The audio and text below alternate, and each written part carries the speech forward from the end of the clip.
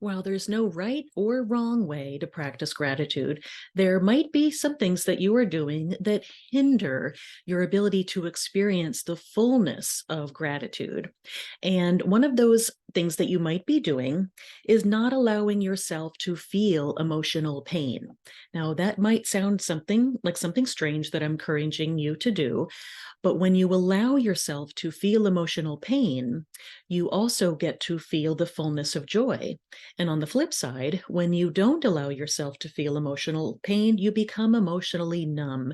And then you're closed off to the feeling of joy that can come with practicing gratitude. So when a painful emotion comes up naturally, first allow yourself to feel it fully. And of course, we don't want to get stuck in that emotional pain. So, gratitude is a way to move forward, to think about something that you're grateful for within that situation, or a silver lining, or a positive value that's associated with that emotional pain. So, if you're experiencing grief, the positive value is love. Look for the positive value to help you move through and then celebrate and be grateful for that positive value because you wouldn't be experiencing the emotional pain without that positive value. So, that is one way to use your emotional pain as a method to practice gratitude and move forward. But the consequence of not allowing yourself to feel emotional pain is that you don't get to feel the fullness of joy that comes with practicing gratitude. So that's barrier number one.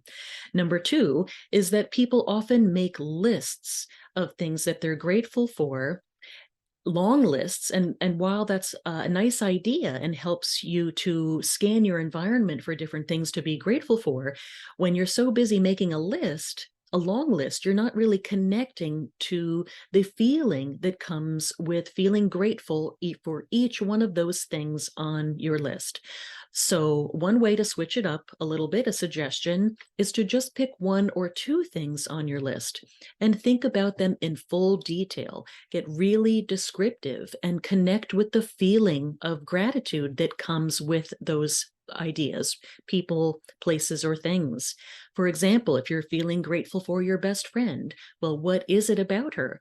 Is it that she gives great hugs? Keeps your secrets, that you've been best friends for decades? Really think about the details for why you are grateful for that person. And then you can take it a step further and reach out to that person and express your gratitude. So lists aren't terrible. They're not a bad thing. They still help you feel grateful, but they sometimes miss the mark with really fully experiencing the emotion that comes with gratefulness. So slow it down a little bit, pick one or two things, and really connect with those one or two things, the feeling and the why. And the third idea that can often interfere with practicing gratitude is going too big. What I mean by that is thinking that you need to come up with something huge in order to experience the emotional benefits of gratitude.